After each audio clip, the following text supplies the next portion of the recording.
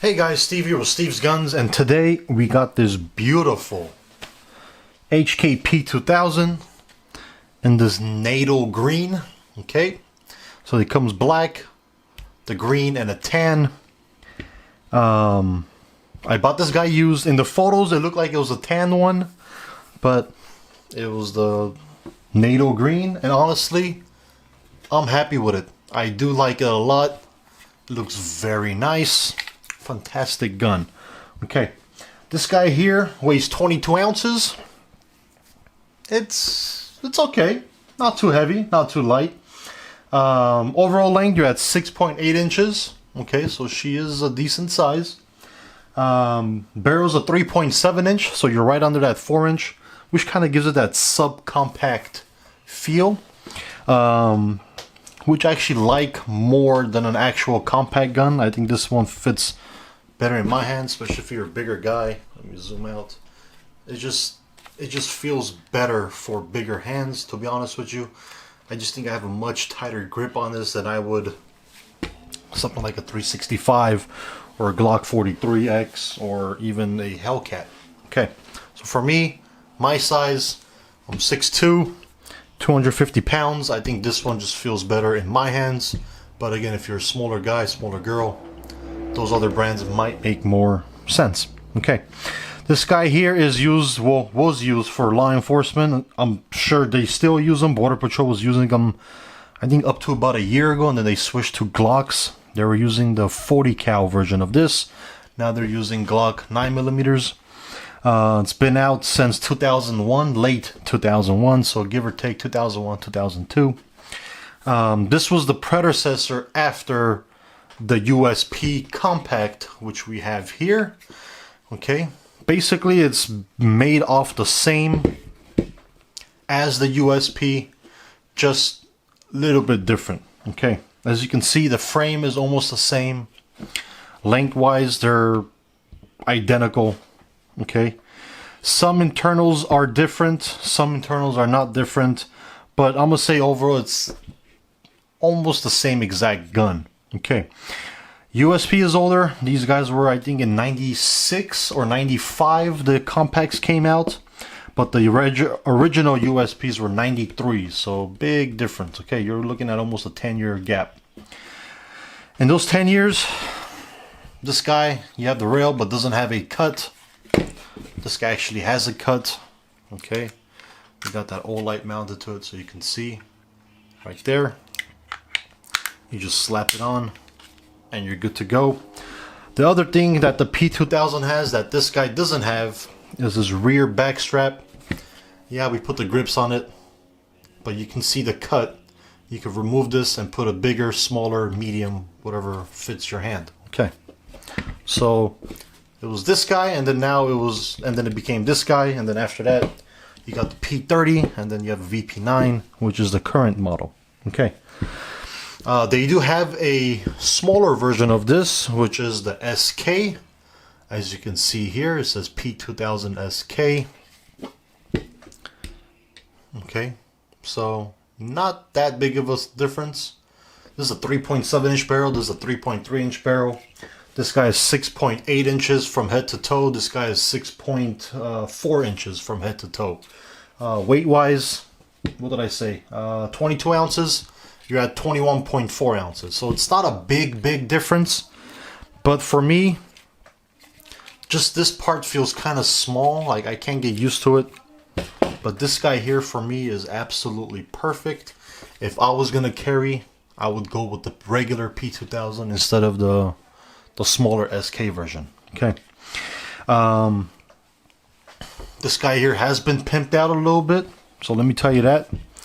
First thing we did is remove the hammer spring, which sits right here. Very simple, guys. There's a pin right here. The grips are covering it, but that's the pin. You literally push it out. It comes right out. This thing will slide out.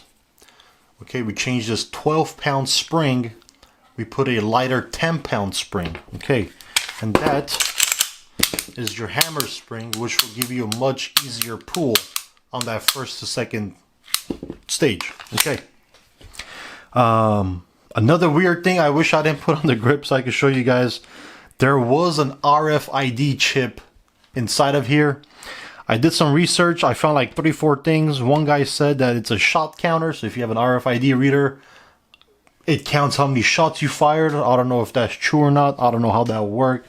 Some guy said that the gun was intended for a government use, but it got sold to the civilian market, so they have the RFIDs in there.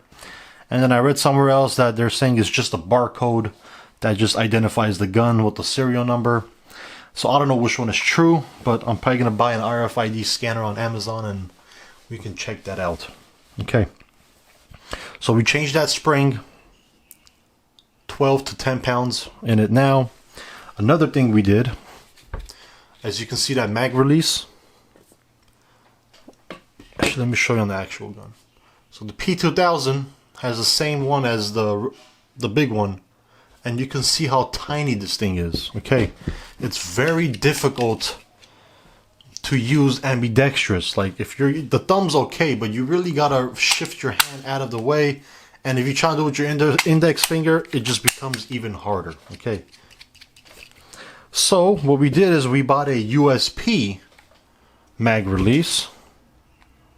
Well, this is a compact, but an actual USP mag release, and we slapped it on here. As you can see, it's bigger. Okay, index finger, much better. So if you guys do have a P2000, I highly recommend it. HKparts.net sells these. It was like 15 bucks original part. That spring was like 7 bucks original parts. Okay, HKparts.net is beautiful. I love them. If you guys are watching, please sponsor the channel. So let's get back to this. Again, came out in 2001. Fairly nice size, I'm not gonna lie. I do like it a lot. Cool thing, P2000, it takes VP9 magazines. So if you have a VP9 match, you can literally just slap on the extendo. Okay, if you don't want to go that big, you can put a regular VP9 mag. You're gonna have a little cut, but again, HKparts.net sells a little adapter, which will sit right there, and it'll give you that nice flush finish, and that looks absolutely beautiful. But even the traditional mags, they look pretty nice with that little pinky rest. Okay, but you can see the magazines are different. I don't know why HK did this, because even the USP doesn't have those cutouts. Okay, but it's like a little pin, you push it, this whole thing comes out. If that wasn't the case, I think if I slapped this guy on here, it might have fit better, but again, you can't. I don't know why they did that with the P2000, but it's HK.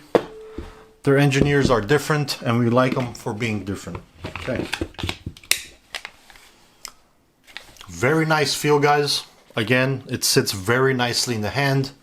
Ergo's pretty nice. Trigger pull is great, especially after that spring change. It makes it much lighter.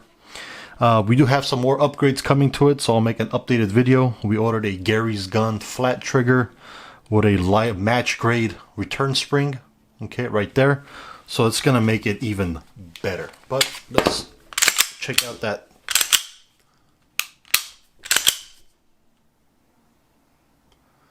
Take is kind of long, I'm not gonna lie to you, but it is a 2-stage trigger. Okay, that's your first stage, second. Okay, it's not that bad. I'm not gonna say it's a bad trigger. For me personally, with my fatter fingers, I think this is a little bit curved too much. It just kind of feels weird, but that Gary's flat I think will be very nice. Will complement the gun. These do not have an optic slide cut, as you can see. It's old school traditional. But again, you have the flashlight. This guy does have the Olight with a blue laser. Okay.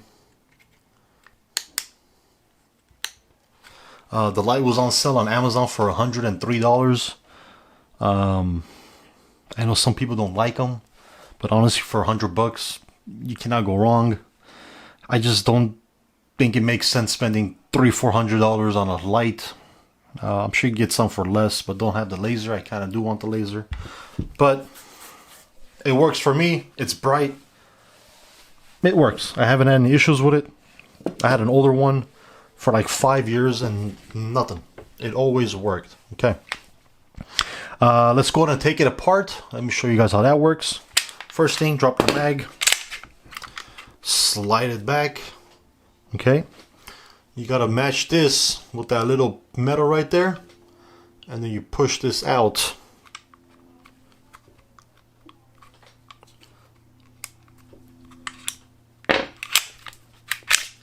And the whole thing comes apart. Okay. Little plastic buffer. The USP compact has the same exact. Okay.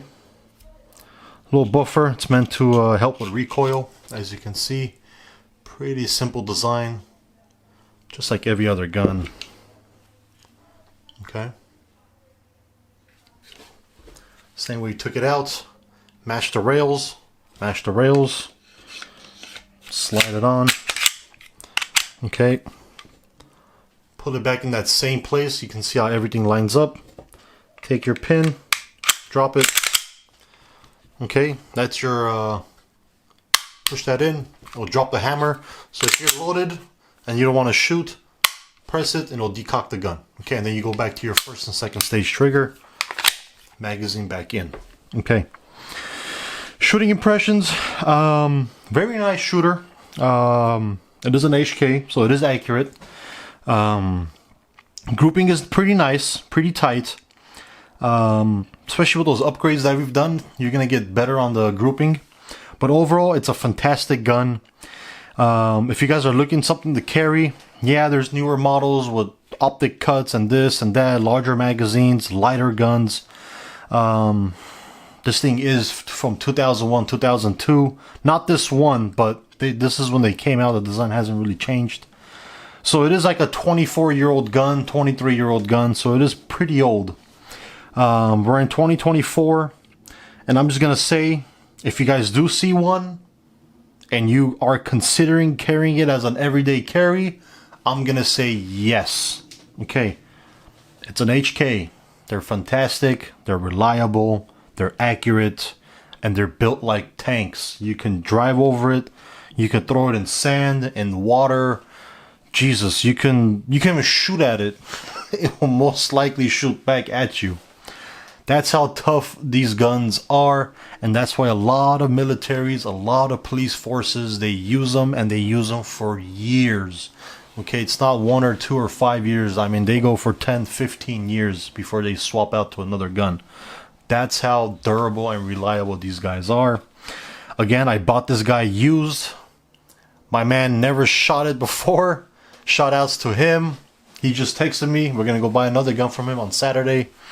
But the man has never shot the thing. It's literally brand new. I got it for 400 bucks. Shout out to him. Thanks a lot, brother. I do appreciate it. He knows it's in a good home. I told him we make videos. And this one's for you, brother. Thanks for the hookup.